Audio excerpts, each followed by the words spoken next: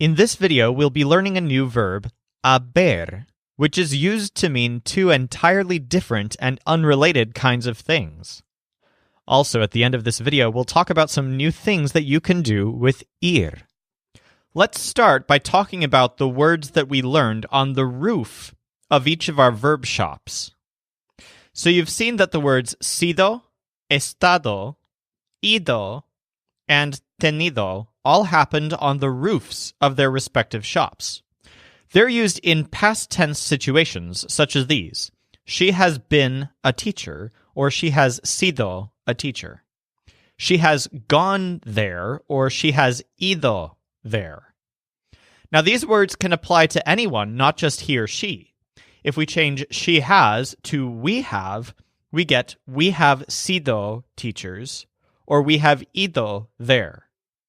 In each case, we didn't have to change the word sido, estado, tenido, or ido. They remained the same. What we did change was what happened before each of these verbs. Now, I'm afraid that the phrases she has and we have are not examples of tener.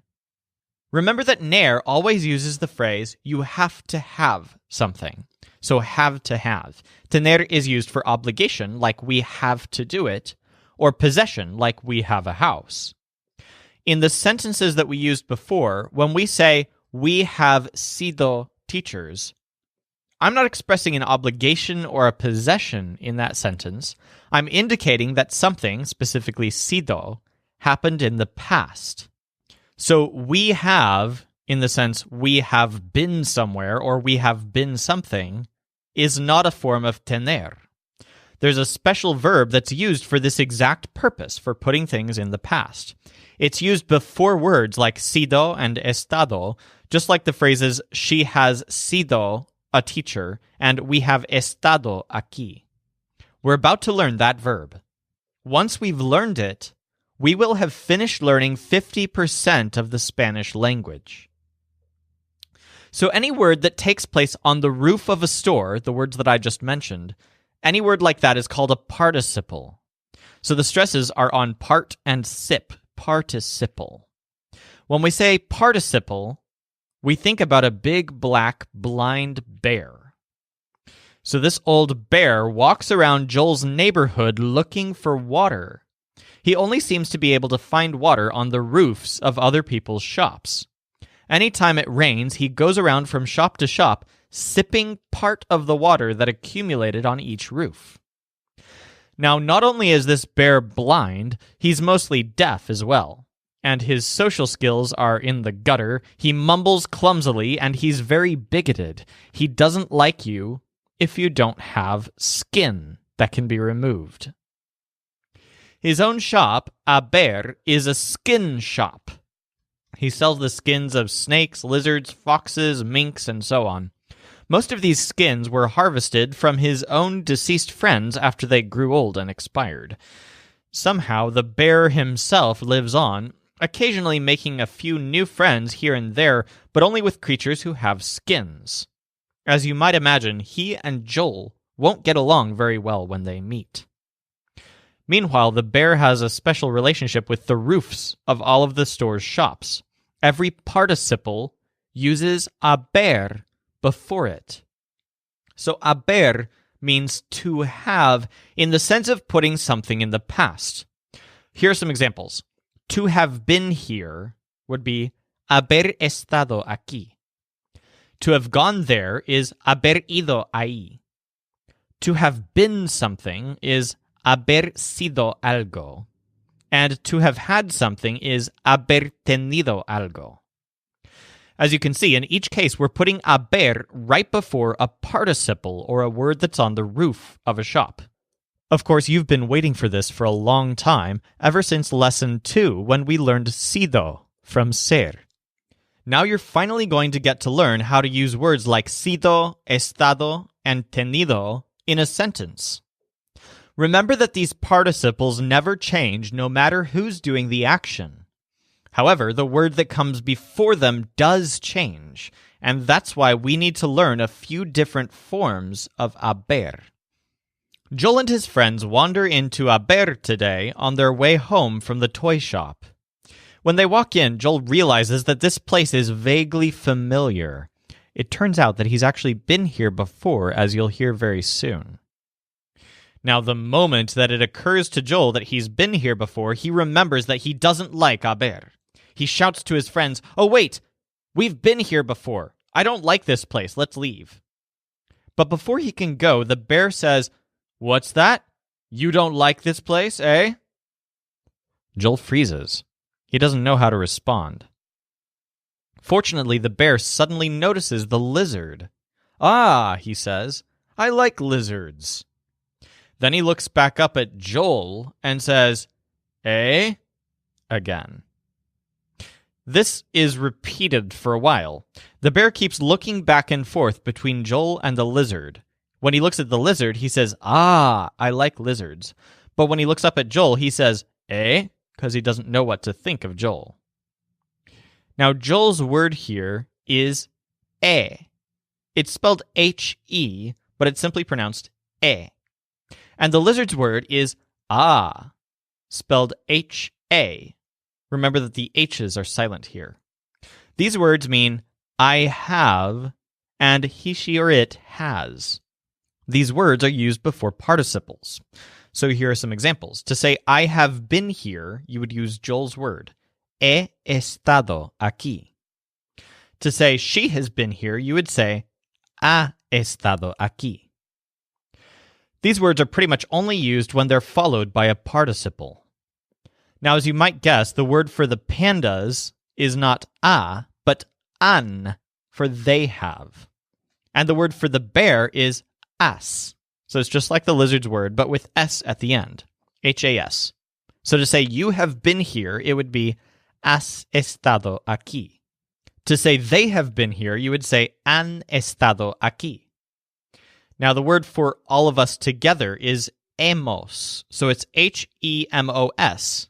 Just think of Joel's word, with mos at the end. So to say we have been here, you would say hemos estado aquí. I have to emphasize again, you have to make sure not to get these words confused with tener.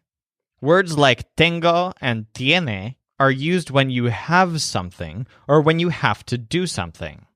Haber is used grammatically preceding a participle to put something in the past. Here's a sentence example. She hasn't been well.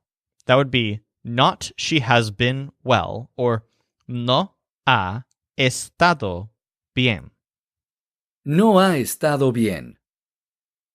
We'll learn 2 more conjugations of haber before Joel can go home.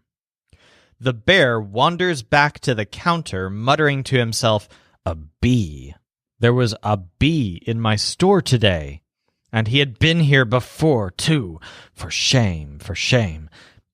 He starts fishing around under the counter for something, muttering, "A bee," over and over.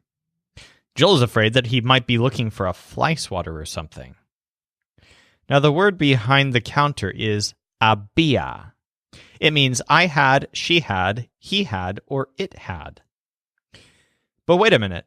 Doesn't haber already put words in the past? How can this verb have a past tense? Well, what I'm about to describe might seem technical, but había is used to put things in the past of the past. So let's compare 2 English sentences. I have been here, and then I had been here. So both of these happen in the past, but one of them indicates something even further back. So for example, to say, I have been in Argentina, you would say, he estado en Argentina. You're using the normal version of haber. But when we use the past version of haber, we're putting something in the past of the past.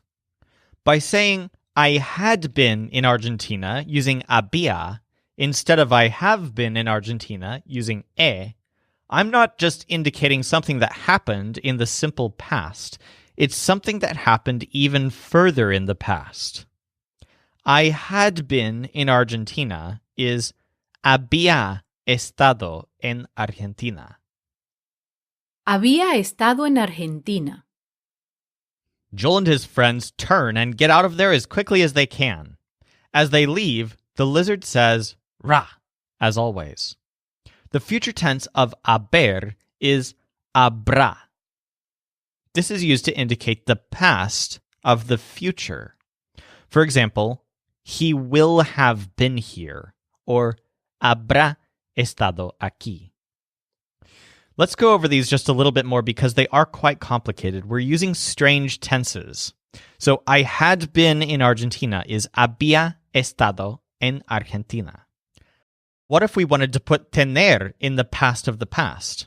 We would have to use tener's participle, tenido, along with había. So to say, he had had a thing, that would be, él había tenido una cosa.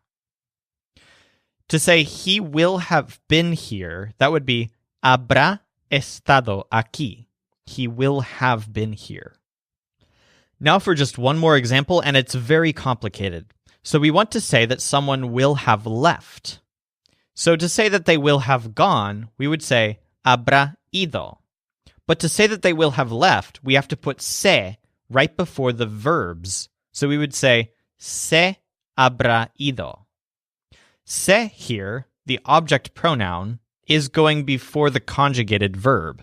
And then the unconjugated verb goes right after the conjugated verb. So se habrá ido is himself he will have gone, or he will have left. Now let's add by that time to the beginning, and we'll just translate it as by that time she will have left. So it's para entonces se habrá ido. Para entonces se habrá ido. Let's go back in time and talk about something I referenced earlier, Joel's first visit to Haber, which actually is used to mean something completely different. So one night, several months ago, Joel and his friends were out late. They were hungry and tired, and they decided to go to one of their local restaurants. But this was before they had magic wands to light their way. So in the darkness of the night, they accidentally stumbled into Haber. Joel realized that something was wrong as soon as he entered and heard a voice muttering, "What's that? There are 4 things in my store. What are they doing here?" Terrified, Joel heard the creature coming closer and closer. "What are these things?" asked the bear. But its attitude suddenly changed when it stumbled over the lizard and felt its scaly skin. "Ah, 4 things, and a lizard, it seems." The bear likes lizards because lizards have skins. But this mostly blind bear had to ask to confirm, "Is there really a lizard in my store?" Joel blurted out, Aye, there is a lizard in your store." "Cool," said the bear. "I like lizards." The word "ay" in Spanish is spelled Hay. It sounds like the English word "ay" for yes, but what it means is there is. It's kind of like saying that something exists in a particular place. This is an extremely unique word in Spanish. "Ay" can be used before any type of noun without changing forms. So here are some examples. "There is a lizard in the store" would be "hay a lizard in the store." "There are 3 pandas in the store" would be "hay 3 pandas in the store." "There's a person in the house" would be "hay a person en la casa." "There are 3 cars on the driveway" would be "hay 3 cars on the driveway." So for some reason, this word "hay" is actually considered a form of haber, even though it has nothing to do with the versions of the word that we learned earlier, a, an, as, and hemos. There are 2 completely different meanings for this verb, almost as if it's 2 entirely different verb shops. Haber during the day, to use with participles, and haber during the night, to indicate the existence of something. Now, "ay" has a past tense as well, but it's a word that we've already learned, había. Imagine that you are exploring Haber at night, unable to see anything. You discover a lizard at the entrance of your store and a bee behind the counter. So the words are "ay" and "había." There's a lizard here is hay a lizard aquí. There was a bee here is había a bee here. So as you can see, the word había has two meanings, both of which are somewhat complicated. First, you can use it to put something in the past of the past, as we described earlier.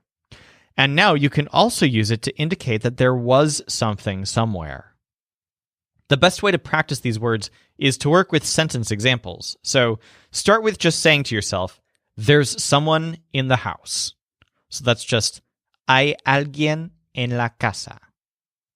That's a great way to get used to hay. It's the existence of something in a particular place.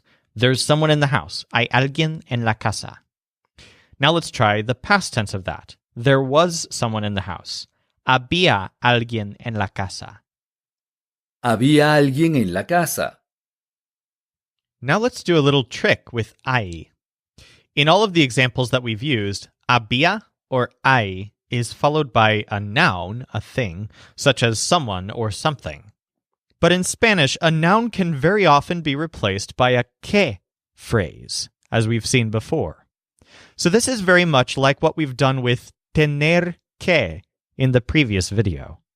So in our next sentence example, you'll hear hay que, and then an infinitive. Again, it's a lot like when we used tengo que infinitive. I have to do something. So the example is, hay que ir. Literally, it looks like it's saying, there is that to go, which doesn't make any sense in English, but it's expressing the idea that there is a need to go. It implies obligation, a lot like tener que, but without really specifying who has to do it. Instead of you have to go or I have to go, it's just someone has to go. Hay que ir. Hay que ir. Now, as promised, we're going to learn something about ir that we didn't cover earlier in this lesson. So let's think back to the ir shop with our present tense verbs, voy, va, vas, van, and vamos. Believe it or not, just using these 5 words, you can put any verb in Spanish into the future tense extremely easily. You simply use one of these words plus the word a plus the infinitive, or basic form of the word, that you want to put in the future. So let's try this with estar, for example. Estar is the infinitive of the verb. We also learned estaré for I will be somewhere, and estará for he will be somewhere. But now, thanks to ir, we can actually put estar in the future tense for any person just using the infinitive. So we would use voy a estar, or va a estar, or vas a estar for you will be, or van a estar for they're going to be, or vamos a estar for we're going to be. You could use the vamos a, vas a, etc. for any infinitive, not just estar. As a sentence example, instead of saying I will be there as estaré ahí, I could say voy a estar ahí. The literal translation is I am going to be there, instead of I will be there. Similarly, instead of saying he will be there, estará ahí, I could say he's going to be there, va a estar ahí. You are going to be there is vas a estar ahí. They are going to be there is van a estar ahí. And we are going to be there is vamos a estar ahí. So in the end, we're not really conjugating estar at all. It just remains as the infinitive in each example. But we've used ir and the preposition a to put the verb in the future. This is actually quite standard and possibly even more common than the normal future tense that we've been learning in front of each store. So here are a bunch of examples. I'm going to be there is voy a estar ahí. Voy a estar ahí. To say Matías and Santiago are going to be there, that would be Matías y Santiago van a estar ahí. To say she is going to have something, that would be ella va a tener algo. And then if I wanted to ask you, are you going to go there? I could simply say, ¿vas a ir ahí? Now, just for fun, let's add more dimensions to this. Suppose that I want to use a complex tense, like the future of the past, as if I were to say something was going to happen, but then maybe it didn't. We'll just keep doing what we're doing right now, voy a estar ahí, but it's using ir's past tense instead of voy. So instead of using the present tense, we'll go to the past tense. And for this purpose, we're going to use iba, the imperfect past tense. The reason that the imperfect past tense is used is because going to be somewhere or going to do something isn't really an event, it's just an ongoing thing. For example, he was going to be a teacher. Let's think about that in English. He was going to be a teacher. So that would be iba a ser a teacher. And I was going to have 3 houses, but I didn't, would be yo iba a tener 3 houses, but I didn't. So again, it's a statement about the ongoing past and something that was expected to happen in the future of that past. It was going to happen. So here's our sentence example. So she was going to be there too.